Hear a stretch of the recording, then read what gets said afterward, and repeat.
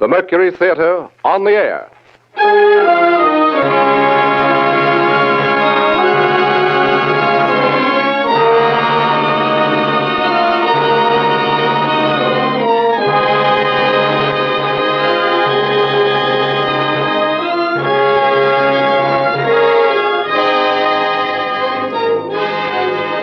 The Columbia Broadcasting System takes pleasure in bringing you the 12th in its series of weekly broadcasts featuring Orson Welles and the Mercury Theatre on the air.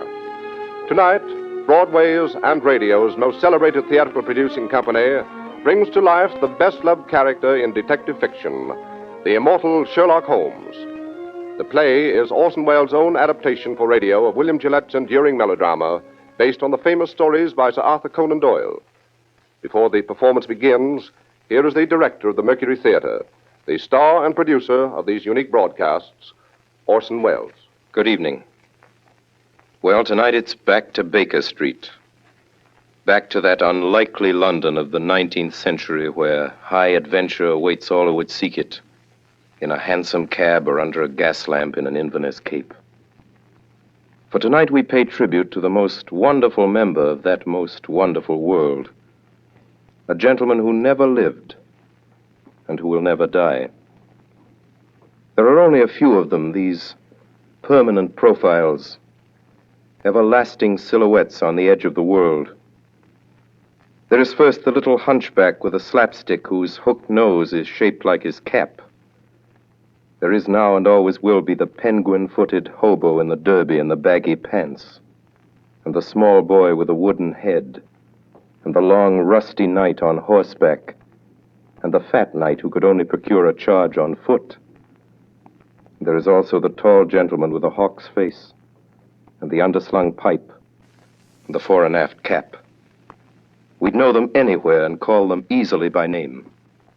Punch and the Charlies, Chaplin and McCarthy, Quixote, Sir John, and Sherlock Holmes.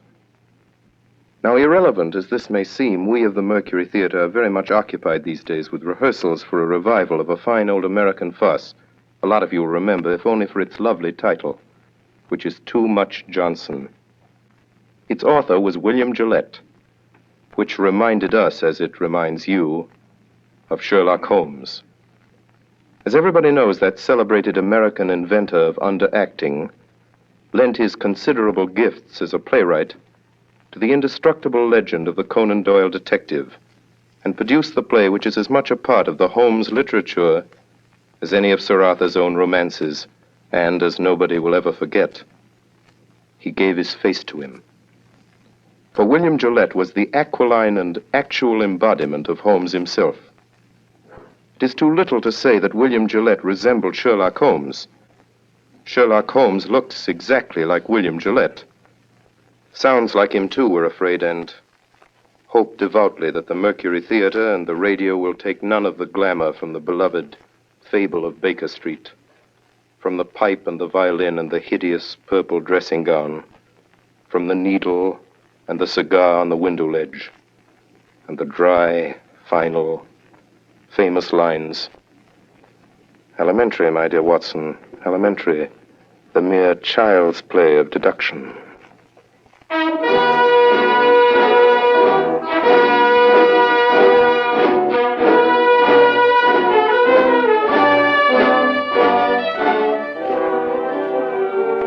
My name is Watson.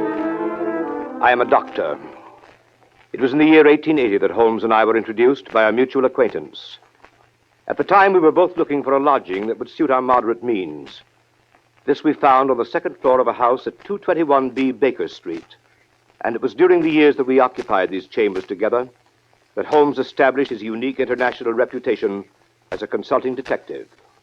During that time, I was privileged to be his daily companion, and I have done my modest share in giving to the world an account of some of his most famous cases. Most famous of these are the ones of which I have written under the names of The Speckled Band, Sign of Four, Hound of the Baskervilles, and A Study in Scarlet. They represent, however, only a minute fraction of the 643 cases Holmes successfully solved during the years that we shared the lodgings in Baker Street. Other cases I hope one day to give to the world include the Tarleton murders, the sudden death of Cardinal Tosca, the adventure of Ricoletti, of the clubfoot and his abominable wife, the case of Mrs. Farintosh, the circus belle, and the case of the royal family of Scandinavia. Each illustrate in their own way the remarkable genius of my friend Sherlock Holmes. Since my marriage 3 years ago, Holmes has continued to occupy the Baker Street lodgings by himself. And here almost every afternoon when my work in the office is finished, I am in the habit of calling on him. The sitting room as you go in is exactly as it has been for the past 13 years. The worn bearskin rug, the huge sofa covered with faded chintz, the mantelpiece cluttered with miscellaneous objects, unanswered letters and piles of loose tobacco.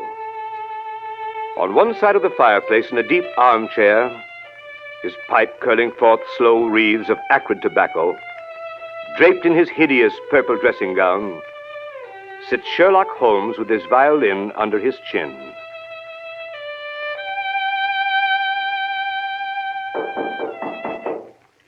Come in.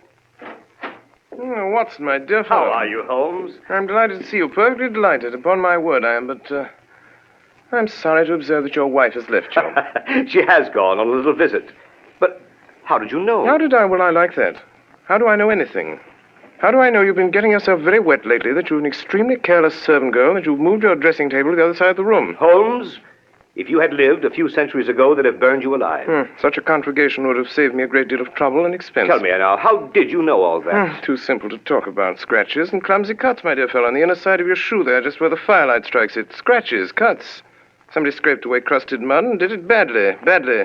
Scraped the shoe along with it. There's your wet foot, my dear Watson, and your careless servant girl all on one shoe. Face badly shaved on the right side, always used to be on the left. Light must come from the other side. Couldn't very well move your window. Must move your dressing table. Of course. But how the deuce did you know my wife was away? Oh, what the deuce is your second waistcoat button, Watson? And what the deuce is yesterday's buttonniere doing in today's lapel? And why the deuce do you wear the expression of a... Oh, marvelous. Elementary, my dear fellow, elementary. The child's play of deduction. I'm only doing it for your amusement before we pass on to more serious matters. Oh, what is it now, Holmes? Watson, my dear fellow, the enthusiasm which has prompted you to chronicle, and if you will excuse my saying so, somewhat to embellish my little adventures, you occasionally seen fit to introduce a certain element of romance which struck me as being just a trifle out of place. Something like working an elopement into the fifth proposition of Euclid. I merely refer to this in case you should see fit at some future time to chronicle the case on which I am about to embark. The strange case of Professor Robert Moriarty. Moriarty? I don't remember ever having heard of the fellow. No, Watson, you haven't. It is precisely this quality of invisibility that makes of Professor Moriarty the Napoleon of crime. Sitting motionless like an ugly, venomous spider in the center of his web. But that web having 1,000 radiations and the spider knowing every quiver of every one of them. And within 48 hours, I'll have the lines drawn so tightly around him that he can't move. I'll arrest him and his entire gang. Why, Holmes, this is a very dangerous My thing. dear fellow, it's perfectly delightful. My whole life is spent in a series of frantic endeavors to escape from the dreary commonplaces of existence. For a brief period, I escape. You should congratulate me. The day before yesterday, I received in this room the visit of a certain foreign nobleman who has recently inherited a very considerable title and who is about to be married.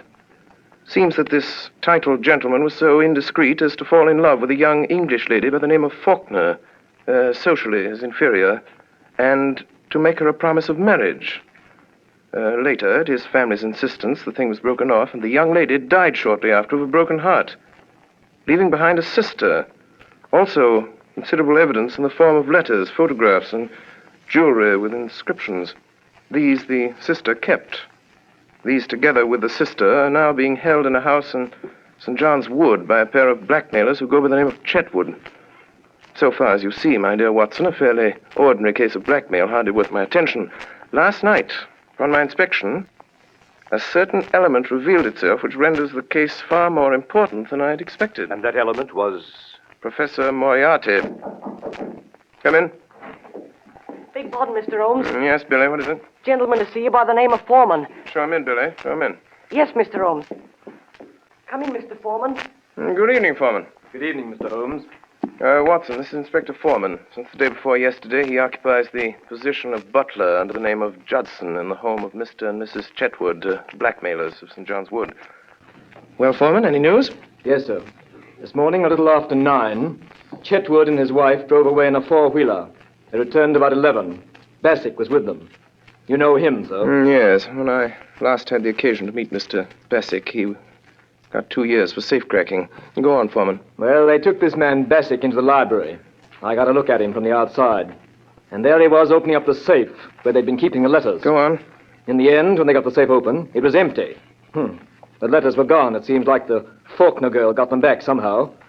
That got them pretty excited. Bassick went out to send a telegram. Have you got a copy of it? Yes. Here it is, sir. It's in code. Moriarty. I thought so, Watson. This case is taking a most promising turn. Foreman, you return at once to the house at St. John's Wood. Within 10 minutes, I shall be there myself. If I remember correctly, the kitchen is immediately below the drawing room. Yes. When I knock over a chair in the drawing room, you'll overturn a lamp in the kitchen, scatter smoke balls, and give an alarm of fire. All other instructions remain unchanged. Very good, sir. Hurry, Foreman. Yes, Mr. Holmes.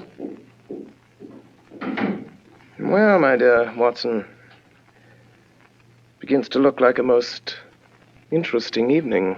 Now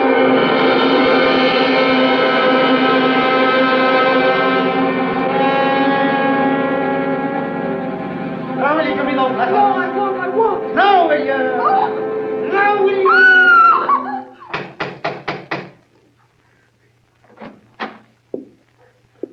Good evening. My name is Sherlock Holmes. Whom did you wish to see, Mr. Holmes? Oh, thank you so much, Mr. Chetwood. I had myself announced by the butler on my way up. Butler? I didn't. Oh, very well. Oh, here he is. Yes, Judson. Miss Faulkner begs Mr. Holmes to excuse her.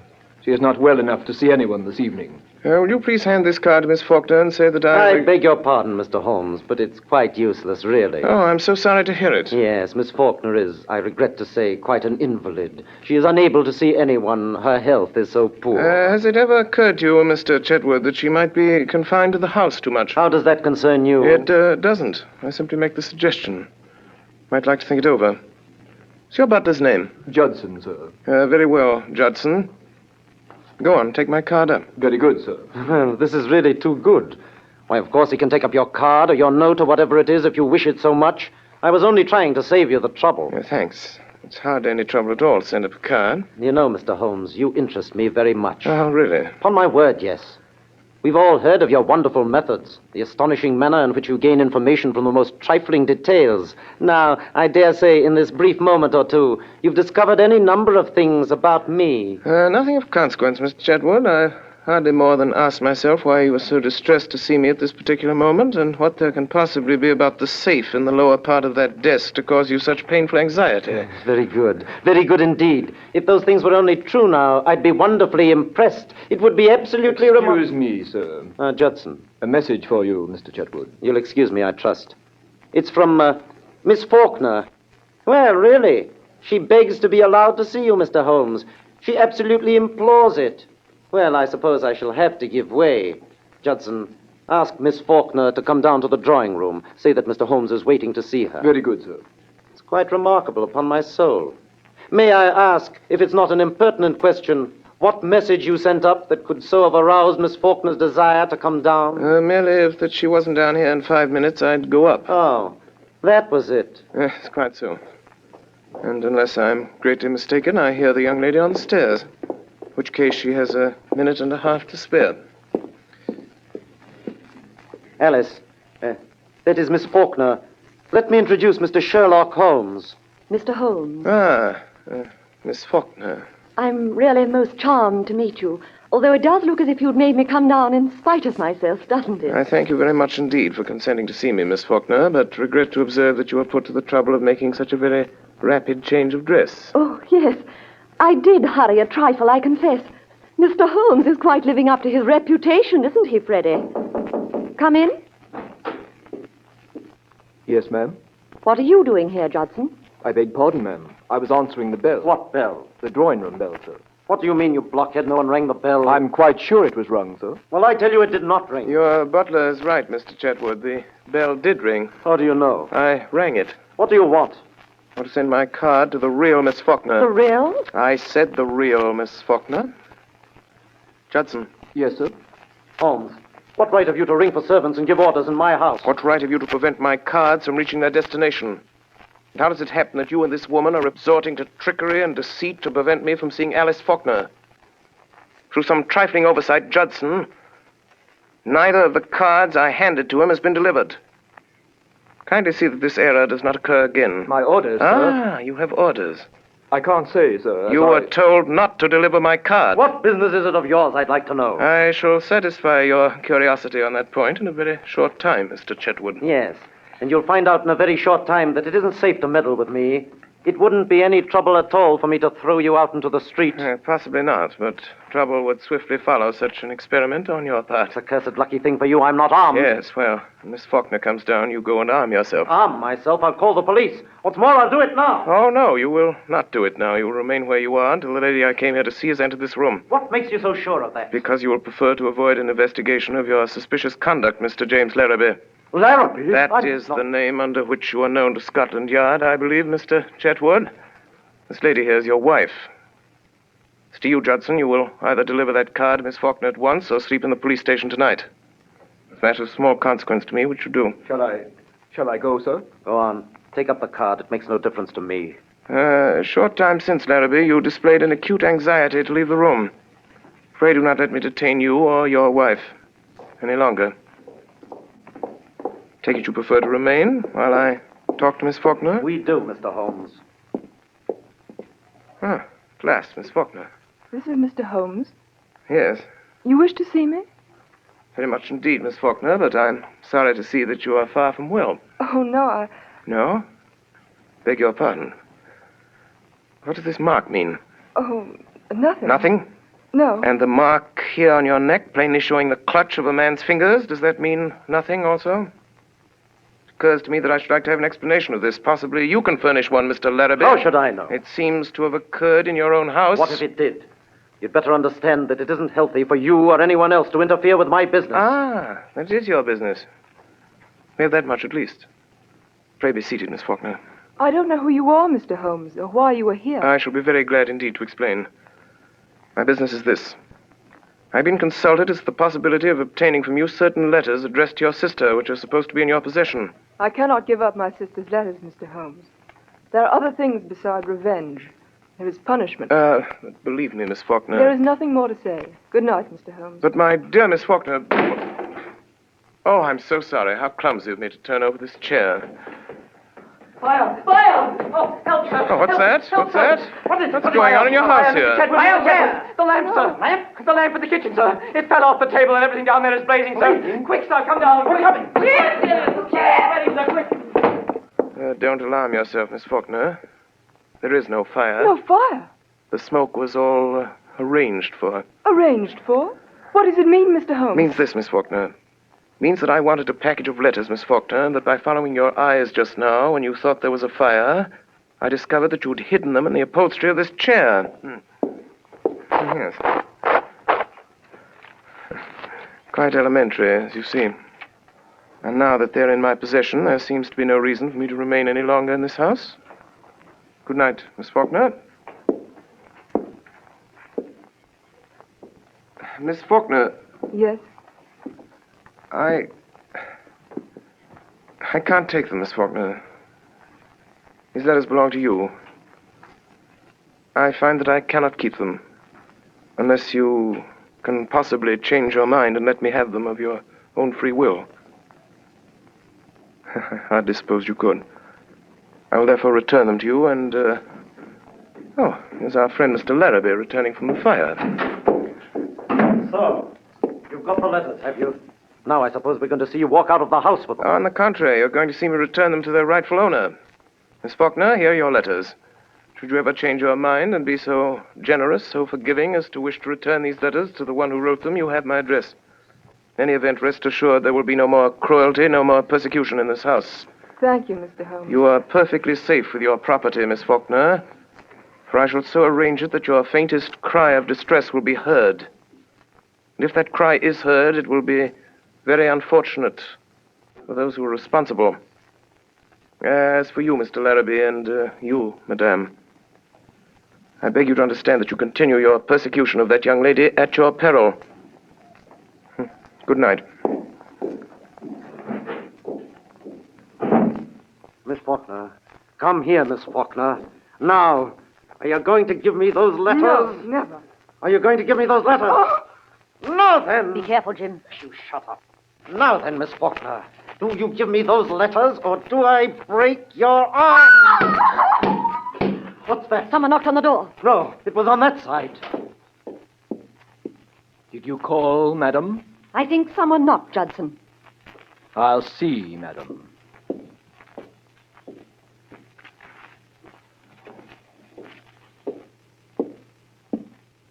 I beg pardon, madam, but there's no one at the door. Very well, you may go. He's got us watched. What we want to do is to leave it alone. Let the Emperor have it. Do you mean Professor Moriarty? That's who I mean. Once let him get at it, he'll settle it with Holmes pretty quick. Don't you worry a minute. I tell you, Professor Moriarty will get at him before noon tomorrow night. He won't wait long either. And when he strikes, it means death.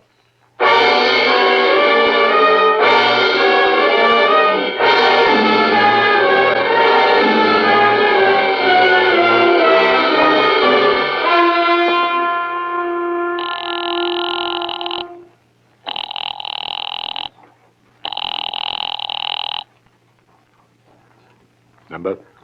82, 371. Correct. Moriarty speaking. Come in, Bassick. Any report come in from Manning? The whole thing was a trap, set and baited by an expert. And Manning? Manning has disappeared. Disappeared? Sherlock Holmes again. And now this Larrabee job. He's in on that, too. And that's where he's made his mistake. Mr. Holmes is playing rather a dangerous game, Bassick. Inspector Wilson tried it 7 years ago. Wilson is dead. 2 years later, Henderson took it up. We haven't heard anything of Henderson lately, eh? Not a thing, sir. We'll see about that. This Holmes is rather a talented man. He doesn't realize there isn't a street in London that'll be safe for him if I whisper his name to Craigin.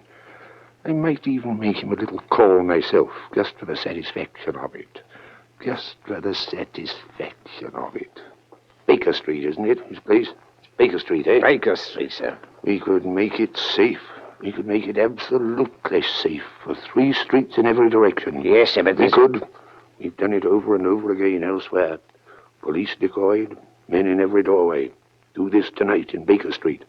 At 9 o'clock, call his attendants out on one pretext or another and keep them out. You understand? I'll see this Sherlock Holmes myself. I'll give him a chance for his life. Bassick. Yes, sir. Notify the Lascar that I may require the gas chamber at Stepney tomorrow night. And have Craigin there at 10:15 with his crew. Tell Larrabee I shall want him to write a letter to Mr. Sherlock Holmes, which I shall dictate. Meet me here at 7. And Bassick, place your men at 9 tonight for Sherlock Holmes's house in Baker Street. You'll still go there yourself, sir? I will still go there myself. At this meeting tomorrow night, sir, to get him in the gas chamber. If I fail to kill him in Baker Street, we'll have him in Swandam Lane. Either way, I have him, Bassick. 2 strings to our bow. 2 strings, eh, Bassick? Yes, sir.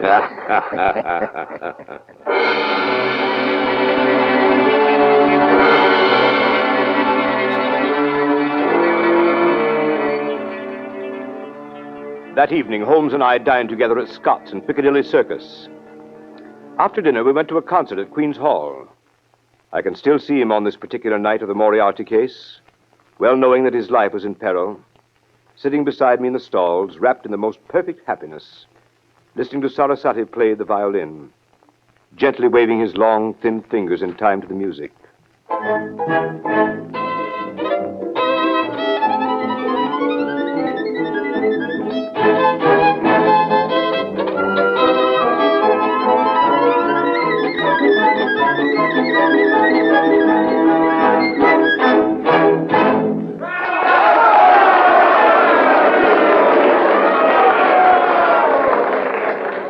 When it was over, he rose, put on his long coat, and started with long steps in the direction of the street. Come, my dear Watson. Let's go on to Baker Street. I have an idea that very soon we shall be receiving a most interesting visit.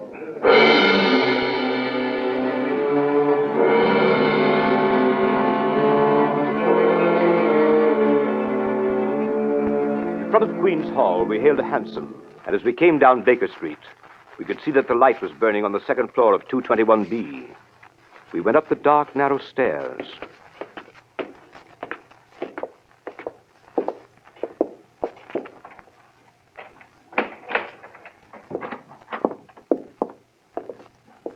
Mr. Holmes. The boy Billy was waiting for us. Mr. Yes. Holmes.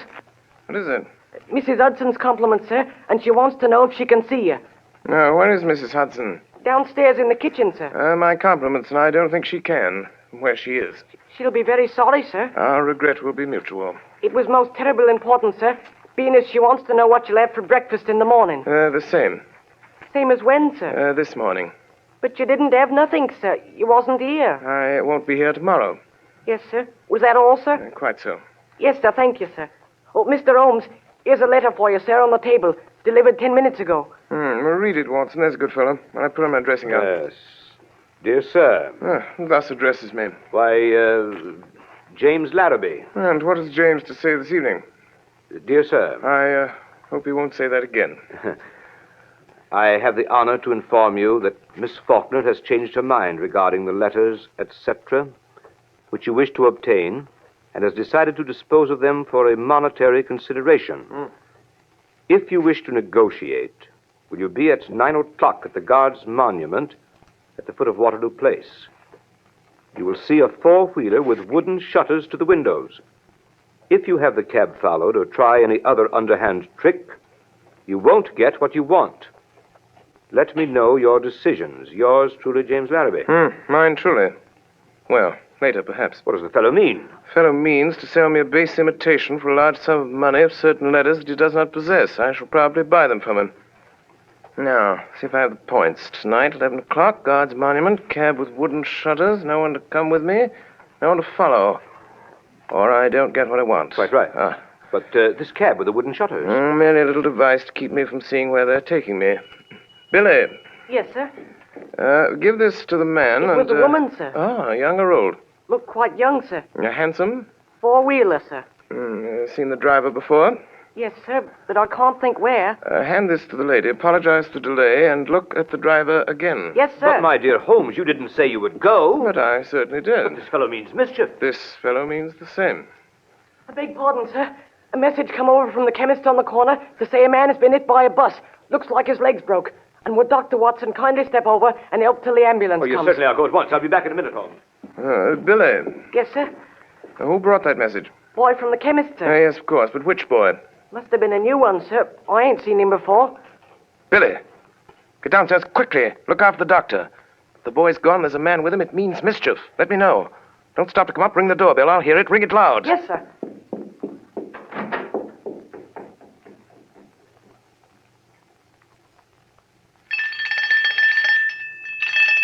Look out, sir. Look out! Look out!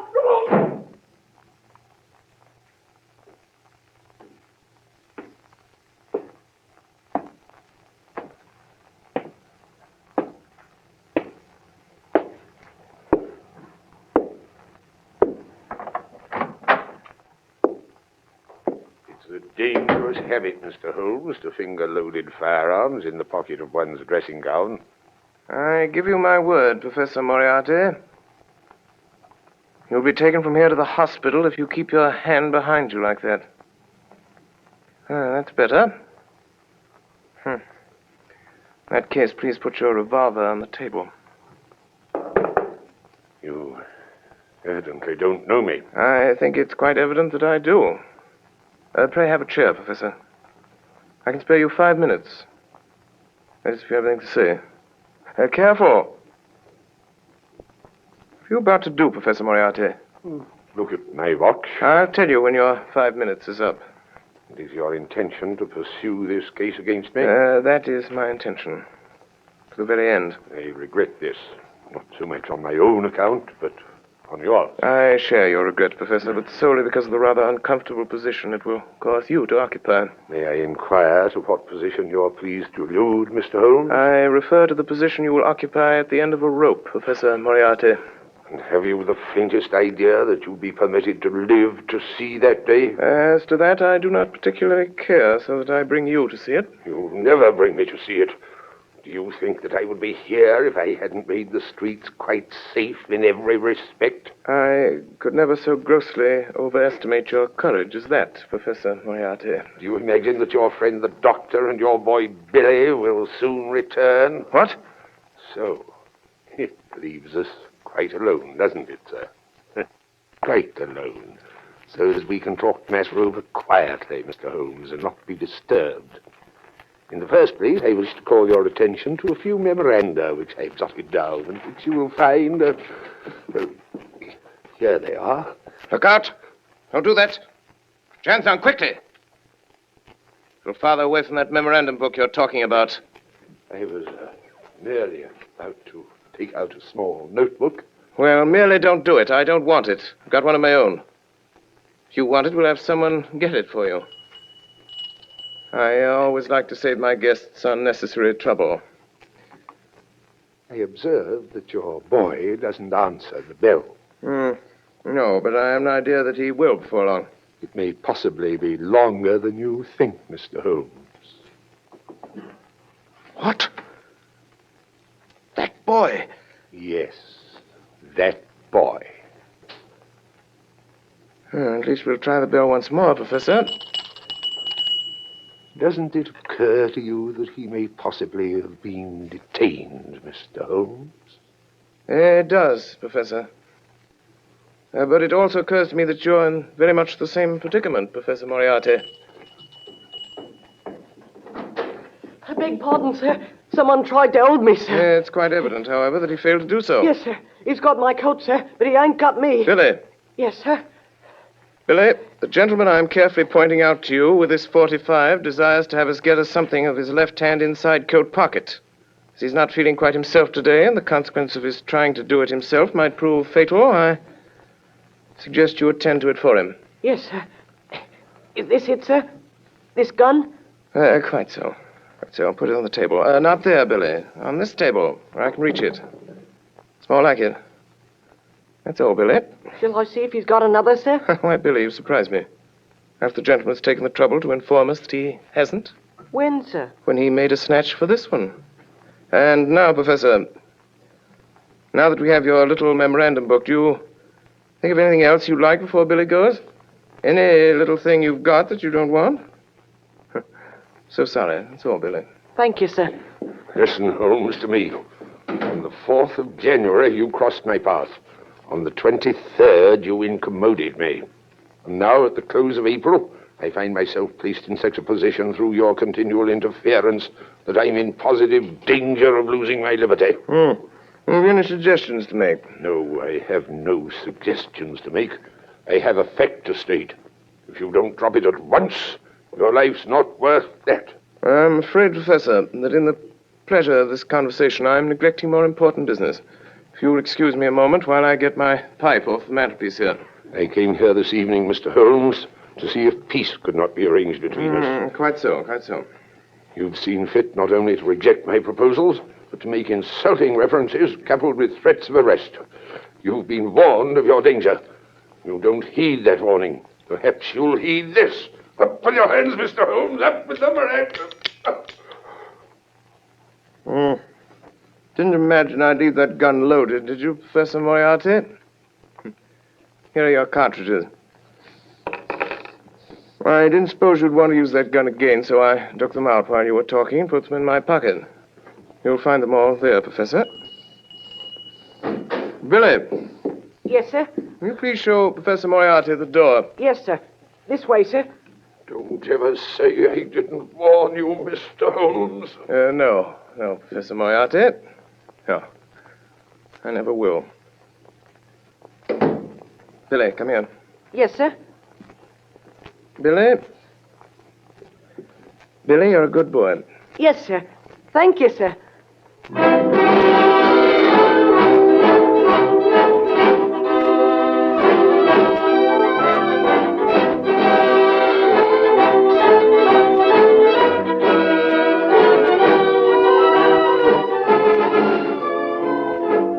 are listening to the Columbia Broadcasting System's presentation of Orson Welles and the Mercury Theatre on the Air in Sherlock Holmes, with Orson Welles in the title role and Ray Collins as Dr. Watson. We pause a moment for station identification. This is the Columbia Broadcasting System.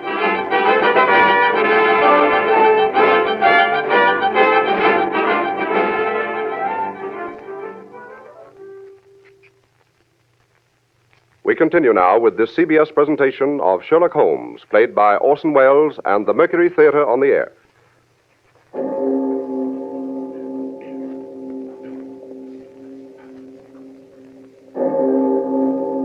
It was exactly 9 o'clock when Sherlock Holmes left the house in Baker Street. He had given the strictest instructions that no one was to follow him. If there had been no word from him by noon of the following day, we must notify Scotland Yard. I went to the window and looked after him as he went down Baker Street. A tall, thin figure in a gray ulster, walking with long, smooth steps in the direction of Langham Place. There he entered a cab.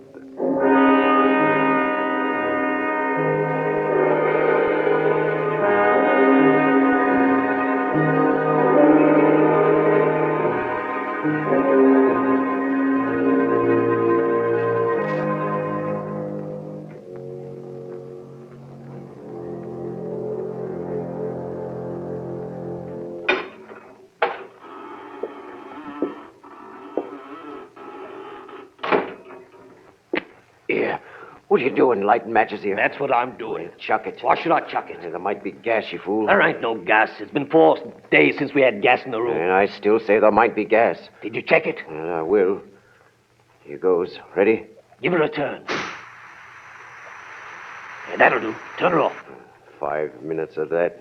All your troubles are ended. Here, what's that? Bassick? That's right, Craigin. That you, Leary? Yes, sir. McTague? Yes, sir. Be careful now, you boys. You've got a tough one tonight. We ain't said who, as I've heard. Sherlock Holmes. God. You mean that, sir? God's truth. He's going to count him out. Well, if you don't and he gets away, I'm sorry for you, that's all. Take it. The governor's here. Not the governor himself. Professor Moriarty. Shut up. Where's Craigin? Yes, sir. Got your full crew? All here, sir. No mistakes tonight, Craigin. I'll be careful of that, sir. This is Larrabee. Hello. He's in on this job. Hello, Larrabee. Oh. What's that door, Bassick? A small cupboard, sir. No outlet? None whatever, sir. That window? Nailed down, sir. Man might break the glass. If he did, he'd come up against the heavy iron bars outside. We'll have him tied down before he can break any glass, sir. You've used it before, eh? Of course, you know it's airtight. Every crevice is sealed, sir. When the men have turned the gas on him, they leave by this door. Yes, sir. Can be made quite secure. Heavy bolts on the outside, sir. Solid oak bars over all. Let me see how quick you can operate them. They tie a man down, sir. There's no need to hurry. Let me see how quick you can operate them. Leary. Yes, sir.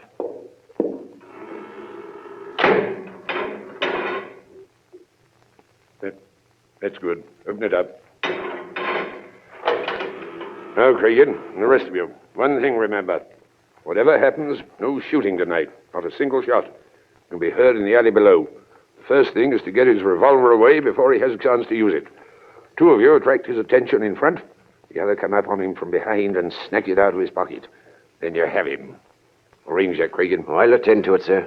Mr. Larrabee, you understand? They wait for you. I understand, sir. They give you this opportunity to sell him the packet of letters you forged and get what you can for your trouble. A few £100 doesn't interest me, Mr. Larrabee. What I am after is Holmes. I understand, sir. When you've finished and got your money, you whistle, and these gentlemen come in. Let's hear it. You hear that, Craigin? That's right. And Craigin, the proper moment, present my compliments to Mr. Sherlock Holmes and say that I wished him a pleasant journey to the other side. Come on, Bassick. Good night, gentlemen. Good night. Good night. Good night, Larrabee. Good night, sir. Good night. All right, boys. Clear. When you hear the whistle, in you come. Right you are, sir. Leary. Yes, sir. You get down on the corner below. Let me know when he comes. I will let you know. Well, when you see him driving up, come down the alley and whistle 3 times. Very good, sir. Here. What's this?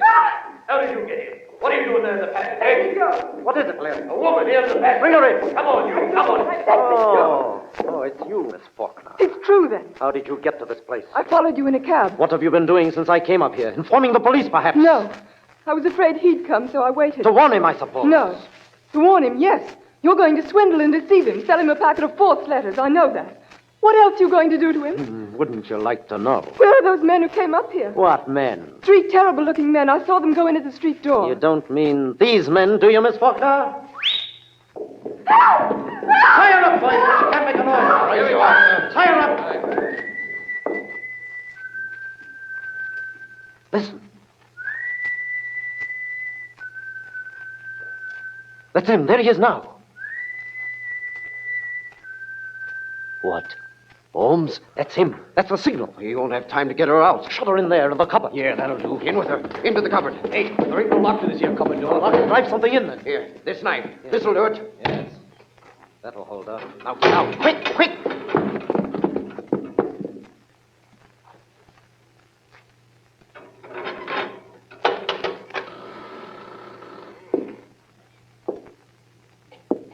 Good evening, Mr. Holmes. Ah, Mr. Larrabee. Oh, really? I certainly thought after all this driving about in a closed cab, you'd show me something new. Seen it before, have you, Mr. Holmes? Oh, well, a time or two. Now to come to think of it, I nabbed a friend of yours in this place while he was trying to drop himself out of the window. Ed Colvin, the cracksman. Colvin, never heard of him before. Well, you certainly never heard of him after. Sure of that. A brace of counterfeiters used these luxurious chambers in the spring of '89. Well, one of them hid in that cupboard. We pulled him out with the heels. Quite interesting, but times have changed since then. So they have, Mr. Larrabee, so they have. But then it was only cracksmen, counterfeiters, pickpockets, and petty swindlers of various kinds. But now... Well, what now? Well, between you and me, Mr. Larrabee, we've heard some not altogether agreeable rumors. Rumors of some pretty shady work not far from here. A murder to a very peculiar kind. I've always had a suspicion... That's it. My surmise was correct. It is. It is what? This room is corked, sealed. What does that signify to us? Nothing to us, Mr. Larrabee, nothing to us. But it might signify a good deal to some poor devil who's been caught and gassed in this trap. Well, if it's nothing to us, suppose we leave it alone and get to business. My time is limited. Yeah, of course. I should have realized that these reflections could not possibly appeal to you. Smoke? Have a cigar, Mr. Holmes? Oh, thanks. Oh, good cigar, this, Mr. Larrabee. A genuine Havana. Glad you like it. Now, here is the little packet of letters which is the object of this meeting. I haven't opened it yet, but Miss Faulkner tells me everything is there. Suppose, Mr. Larrabee, that as Miss Faulkner knows nothing about this affair, we omit her name from the discussion. What do you mean? Who told you she doesn't know? You did. Every look, tone, gesture, everything you've said and done since I've been in this room has informed me that Miss Faulkner has never consented to this transaction. It is a little speculation of your own. Oh, I suppose you think you can read me like a book. Oh, no, like a primer. Well, let it pass. How much will you give? £1,000. I couldn't take it. What do you ask? 5,000. I couldn't give it. Why, I've been offered 4,000 for this little packet. Why didn't you take it? Because I intended to get more. Oh, that's too bad. If they offered 4,000, they'll give 5. They won't give anything. Why not? They've turned the case over to me. Oh. Will you give 3,000? Mr. Larrabee, strange as it may appear, my time is limited as well as yours. I have brought with me the sum of £1,000, which is all that I wish to pay. If it is your desire to sell at this figure, kindly appraise me of the fact at once. If not, permit me to wish you a very good evening. Well? You can have it. It's too small a matter to haggle over. Give me the money. Certainly. Ah. I thought you said you'd only brought just 1,000. I did. This is it. You brought a trifle more, I see. Quite so. I didn't say I hadn't brought any more. You can do your little tricks when it comes to it, can't you? It depends on who I'm dealing with. Here, you give me that money. Come on, quick, hand it over. Get away! Now, I've got you where I want you, James Larrabee. You've been so cunning and so cautious and so wise, we couldn't find a thing to hold you for, but this little slip will get you in for robbery. You'll have me in, will you? What are your views about being able to get away from here yourself? I do not anticipate any particular difficulty. Robbery, eh? Why, even if you got away from here, you haven't got a witness. You haven't got a witness to your name. I'm not so sure of that, Mr. Larrabee. Not so sure of that. You usually fasten this cupboard door with a knife? Come away from that door! Faulkner! Stand back. Contemptible scoundrel, what does this mean? I'll show you what it means. Cut it quick. I'm afraid you're badly hurt, Miss Faulkner. Mr. Holmes, look behind you! Get him! Here, hold it there, boy. Hold him! I'll have to ask you gentlemen to wait just one moment, please. Here there. What's the idea of sitting down and writing? What are you writing? Writing your will, I suppose. No, only a brief description of one or two of your gentlemen, the police. I'm ready now. Wait a bit. You better listen to me, Mr. Holmes. We're going to tie you down nice and tight to the top of that table. Why, you surprised me, gentlemen. Thinking you're so sure of anybody in this room. And 3 bars gone out of that window. Bars or no bars, you're not going to get out of here as easy as you expect. There are so many ways, Mr. Larrabee, that I hardly know which one to choose. Well, you better choose quick, I can tell you that. I'll choose at once, Mr. Craigin. And my choice falls on this chair. My God! The light! You get away in the dark! Look out! There he goes! Look at his cigar! Track him by the cigar! What's his cigar? Look out! He's going for the window! He's up on the ledge! He's climbed up! Look at his cigar! Get him quick! After him! There he goes! He's out! By the window! No, gentlemen, no, not by the window. I'm leaving by the door. By the way, I left my cigar for you on the windowsill. Good evening, gentlemen.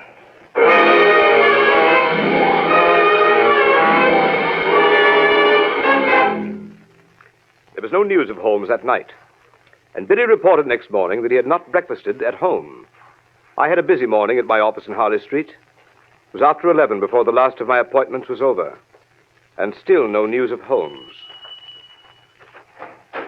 Did you ring Dr. Watson? Oh, Parsons.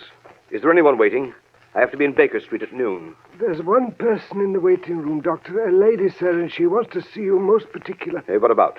She didn't say, sir, only she said it was of the utmost importance to her if you'd see her, sir. Oh, very well, I'll see her, and call a cab for me at the same time and have it wait. Show the lady in. Yes, sir. This way, ma'am. This way. Ah, Doctor, it's awfully good of you to see me. I'm Mrs. H. DeWitt Seaton. Dear me, I didn't bring my card case. Or if I did, I've lost it. Don't trouble about a card, Mrs. Seaton. They said you were Mr. Holmes's friend. Several people told me that. There's several. They advised me to ask you where I could find him today, this morning. And everything depends on it, Doctor. Everything. I'd go to Mr. Holmes at once. But I've been, and he wasn't there. You went to Mr. Holmes' house? Yes, in Baker Street. That's why I came to you. They said he might be here. No, he isn't here. But don't you expect him this morning? No, there's no possibility of Mr. Holmes coming, as far as I know. But couldn't you get him to come? It would be such a great favor to me. I'm almost worn out with going about and with this dreadful anxiety. If you could get word to Mr. Holmes to come... I could not get him to come, madam, and I beg you to excuse me. I'm going out myself on urgent business. I have no idea where Mr. Holmes could be. What's that, Parsons? It sounded like an accident, sir. Probably nothing more than a broken-down hansom. See what it is, Parsons. That's the bell, sir. Somebody's hurt, sir, and they're wanting you. Well, don't allow anybody to come in. I have no more time. Very well, sir. But they're coming in, Doctor. Let the old man come in, can't you? Yes, to bring him in. There ain't nowhere else for him to go. Can't the doctor's office is this, and he can't come in when he's hurt. The doctors can't see anybody. He's got to come in. We can't leave him out in the street, can we? All right, help him in, Parsons. Oh, Doctor, isn't it frightful? Can I be of some use, None Doctor? whatever, none whatever. But, Doctor, I must see the poor fellow. Oh, my leg, my leg. Right this way, sir. Be careful of the sill, sir. That's it. It's a accident. It can't help a accident. Oh, you can't. That's plain enough. He was on the wrong side of the street, he was. Now, over to this chair. No, I'll sit here. No, this is the chair, sir. Don't you suppose I know where I want to sit down? You'll sit down here. That isn't the doctor. The doctor will have a look at you. Here's the doctor. That isn't the doctor. Yes, it is a doctor. Here, doctor. You just come and have a look at this old bloke, will you? He's hurt himself a little in. Are you a cabman? Yes, I'm the cabman. Well, I'll have you arrested for this. Arrested? Arrested! You can't arrest me. No, I can't, but somebody else can. Where's my hat? My hat! Never mind your hat. I will mind my hat, and I'll hold you responsible. There's your hat in your hand. Go on, sit down. That isn't my hat. Here, you're responsible. I'll have you arrested. Here, come back. I'll go and stick around here. You know, I got to go and attend to my feet and all. Bring your horse in here. I want to speak to him. It's a conspiracy. I won't stay in this place. If I ever get out of here alive, What are you staring at me for, lady? Parsons, tell that cab to wait for me. I must see if he's badly hurt. Yes, sir. Now, my friend, if you'll sit quiet for one moment, I'll have a look at you. Well, stay still, will you? Well, how can I... Remarkable weather we're having, eh, Doctor? Holmes, what on earth? How about having me remove some of this ridiculous disguise, Watson? Holmes, is that you? Quite so, my dear fellow, quite so. Holmes! Watson, only get out that window. Look out, the blind! What do you want me to do? Nothing. It's already been done by Mrs. Larrabee here. Look out, Holmes. She can get out that way. I don't think so, Watson. Foreman! I've got her, sir. Good work, Foreman. Now take this lady in charge. Yes, sir. Very good, Foreman. Wait for me outside. Yes, sir. Ah, Watson, my dear fellow, I regret to say that up to the present time, Professor Moriarty himself has not risen to the bait. Where do you think he is? In the open streets under some clever disguise. Watching for a chance to get at me. And was this woman sent in here? Quite so. A spy. To let them know by some signal if she found me in the house. Now they know. Pull down that blind, Watson. I don't care to be shot at from the street. I imagine we shall hear from Professor Moriarty very soon now. Mr. Holmes! Mr. Holmes! What did I tell you? He's come, sir. From where? The house across the street. He was in there watching these windows. He must have seen something, for he's just come out. There was a cab waiting in front of this house, sir, and he's climbed up and changed places with the driver. Get out again quick, Billy, and keep your eye on him. Yes, sir. Thank you, sir. Watson, can we have a rather heavy portmanteau for a few moments? I won't do it any harm. Parsons, my large Gladstone over there in the corner. Bring it here, please. Yes, sir. Here you are, sir. Here's the portmanteau. Thank you, Parsons. Put it down there. Thank you so much. Parsons, you ordered a cab for the doctor a short time ago. It's been waiting, I believe. Yes, sir, I think it has, sir. Be so good as to tell the driver to come in here and get a valise. When he comes, tell him that's the one. Very good, sir. My dear Watson, times like these you should tell your man never to take the first cab that comes on call, nor yet the second. The third may be safe. But Holmes, All right, I'm coming. Here it is, cabby. Here, right in this way. This bag. I want taken down, Right, you are, street. Governor. Right. All right. Goodbye, Watson. Bye, Watson, old fellow. Wait a minute, driver. It's pretty heavy, I'm afraid. Let me help you. Watson, I'll write to you from Budapest. Yes, but Holmes... Here, driver. Just let me tighten up these straps a bit. There we are, that's right. I'll hold it, driver. You pull the strap. A few little things in this bag that I wouldn't like to lose. Right, you are, sir. And it's just as well to make quite sure. Is it not, Professor Moriarty? By means of a simple pair of handcuffs. Blast you, Holmes. Do you imagine, Sherlock Holmes, that this is the end? I ventured to dream that it might be. Are you quite sure the police will be able to hold me? Professor Moriarty, I'm quite sure of nothing. Take him away, Forman.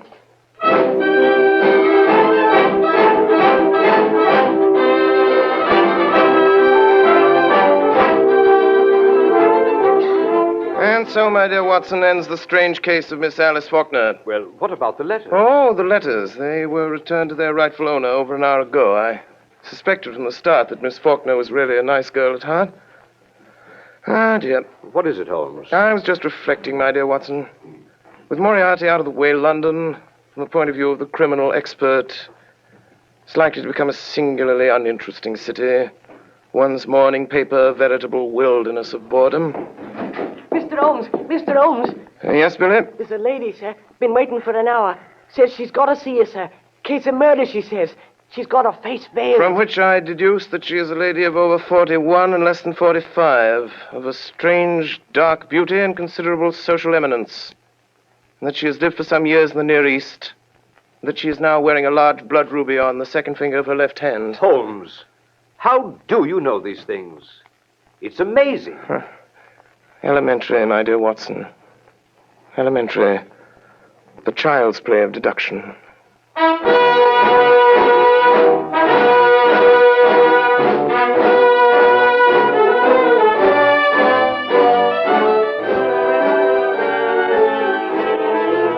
Again tonight, the Columbia Broadcasting System, through its affiliated stations coast to coast, has brought you Orson Welles and the Mercury Theatre on the Air, the 12th production in this unique series featuring Broadway's and radio's most celebrated theatrical producing company. This evening, the play was Orson Welles' own adaptation of William Gillette's Sherlock Holmes. In the cast, Dr. Watson, played by Ray Collins, Alice Faulkner by Mary Taylor, Madge Larrabee by Brenda Forbes, James Larrabee by Edgar Barrier, Inspector Forman by Morgan Farley, Craigin by Richard Wilson, Bassick by Alfred Shirley, Leary by William Alland, Billy by Arthur Anderson, Professor Moriarty by Eustace Wyatt, and Sherlock Holmes by Orson Welles. The orchestra was conducted by Bernard Herrmann, and the production was supervised for CBS by Davidson Taylor. Your announcer is Frank Gallup.